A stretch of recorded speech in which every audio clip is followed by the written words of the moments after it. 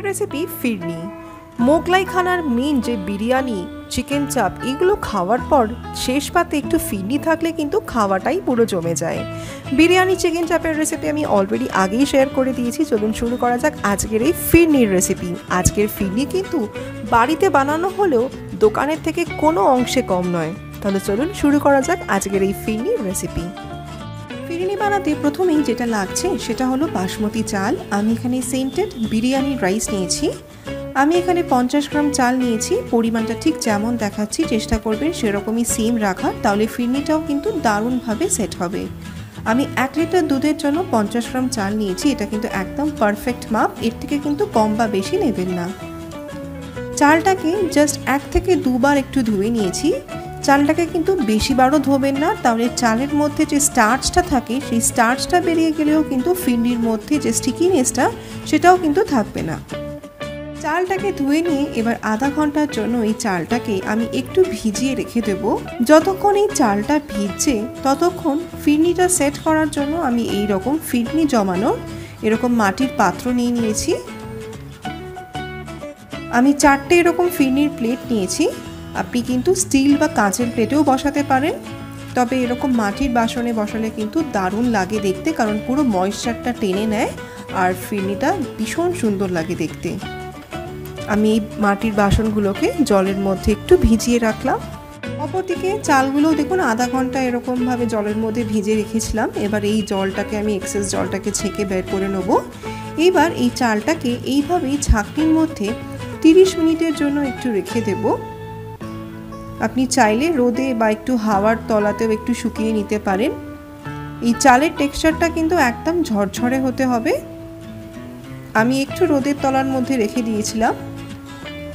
আপনি চাইলে কিন্তু কোনো সুতির কাপড়ের মধ্যে রেখেও চালের সমস্ত এক্সট্রা জলটাকে শুকিয়ে নিতে পারেন। আমি 30 মিনিট একটু রোদের তলায় রেখে দিয়েছিলাম। এখন দেখুন চালটা একদম ঝরঝরে হয়ে গেছে, এর মধ্যে কিন্তু কোনো রকম এক্সট্রা জল নেই।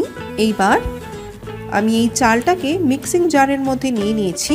এবার আমি এটাকে গুঁড়ো করে নেব, তবে এতে কিন্তু কোনো জল দেবেন না, কারণ এটাকে কিন্তু একদম শুকনো পাউডার করে গুঁড়ো করতে হবে, তবে একদম ফাইন গুঁড়ো পাউডারও নয়। ঠিক দেখুন এটাকে কিন্তু একটু আধ ভাঙা টেক্সচার রাখতে হবে। সেই জন্য আমি মিক্সিটাকে এইরকম 2 সেকেন্ড করে চালিয়ে এইভাবে একটু গুঁড়ো করে নিচ্ছি। এইভাবেই 3 থেকে 4 বার এরকমভাবেই 2 সেকেন্ড করে চালালেই দেখবেন চালের টেক্সচারটা একদম পারফেক্ট চলে আসবে। একটা দানা দানা থাকবে এবং চালের মধ্যে একটা বেশ আধ ভাঙা টেক্সচার থাকবে, একদম ফাইন গুঁড়ো পাউডার কিন্তু হবে না। অপরদিকে মাটির ফিরনির বাটিগুলোকেও আমি জল থেকে তুলে নিয়েছি। এবার এইগুলোকেও আমি জল ঝরানোর জন্য উপুর করে রেখে দিলাম। এবার ফিরনি বানানোর জন্য আমি গ্যাসের ওপর একটা ফ্রাইং প্যান বসিয়ে তার মধ্যে 1 লিটার ফুল ফ্যাট দুধ জাল বসিয়ে দিয়েছি। দুধটা যখন জাল হচ্ছে তখনই আমি এর মধ্যে কয়েকটা কেশর বা জাফরান ফেলে দিলাম। এতে কালার আর ফ্লেভার দুটোই দারুণ আসবে। এইবার দুধটাকে সমানে নেড়ে যেতে হবে, তলায় যেন ধরে লেগে না যায়। দুধটাকে ভালো করে ফুটিয়ে বেশ ঘন করে নিতে হবে। চালটা দেওয়ার আগে ভালো করে 15 মিনিট লো টু মিডিয়ামে রেখে দুধটাকে ভালো করে ঘন করে কিন্তু ফুটিয়ে নিয়েছি। দুধটা দেখেই বুঝতে পারছেন বেশ ঘনও হয়ে গেছে এবং পরিমাণে অনেকটাও কমে গেছে। এবার আমি এর মধ্যে চালটাকে দিয়ে মিশিয়ে দেবো। ভালো করে চালটাকে দিয়ে ভালো করে হাতা দিয়ে মিশিয়ে নিয়েছি। এইবারে গ্যাসের ফ্লেমটাকে মিডিয়ামে রেখেই এই দুধের সাথেই চালটাকে ভালো করে সেদ্ধ হতে দেব। এইভাবেই 15 থেকে 20 মিনিটের মধ্যেই চালটা দেখবেন দুধের মধ্যে ভালো মতো সেদ্ধ হয়ে যাবে। দেখুন এখন দুধটা কতটা ঘন হয়ে গেছে। দুধের মধ্যে কেশর দেওয়ার জন্য দেখুন দুধের কালারটাও এখন চেঞ্জ হয়ে গেছে, কত সুন্দর একটা কালার চলে এসছে।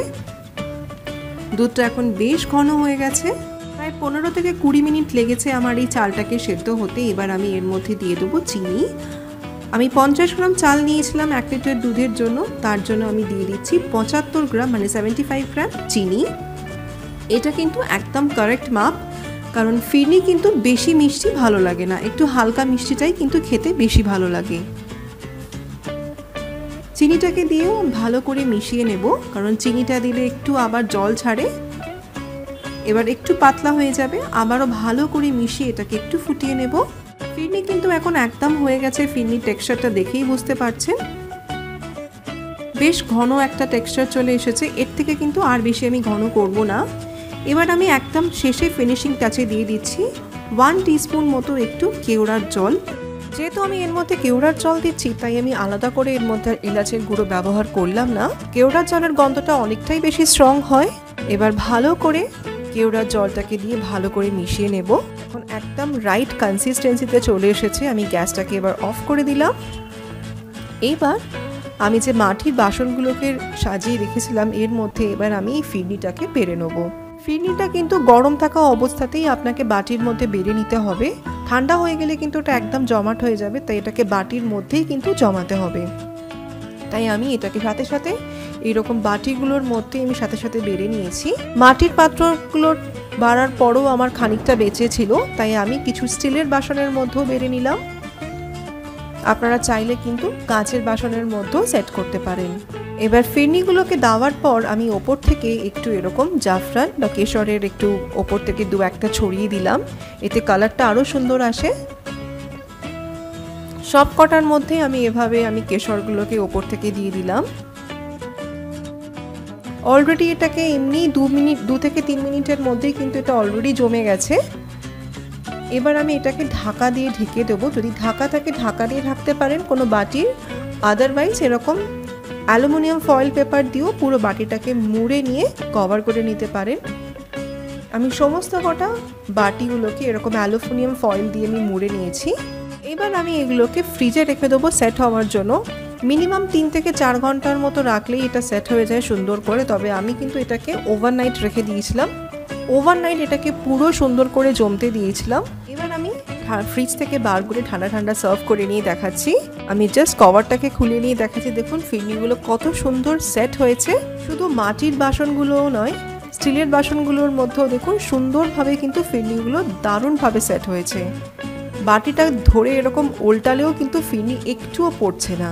ফিরনি কিন্তু এইভাবে বানিয়ে আপনি আরামসে 7 দিন অবধি স্টক করে রাখতে পারেন। তবে অবশ্যই করে কিন্তু ফিরনির ওপরে কোনো বাটি বা ঢাকা দিয়ে চাপা দিয়ে রাখতে পারেন, বা এরকম অ্যালুমিনিয়াম ফয়েল দিয়েও কভার করে রাখতে পারেন। দারুণ খেতে হয়, স্বাদের দিক থেকে কিন্তু কোনো অংশে কম যায় না। আপনারাও ট্রাই করুন। আশা রাখবো আজকের এই রেসিপি আপনার এবং আপনার পরিবারের সকলেরই ভালো লাগবে। আজকের রেসিপি ভালো লাগলে কিন্তু প্লিজ এই ভিডিওতে লাইক আর শেয়ার করতে ভুলবেন না। Thanks for watching, by.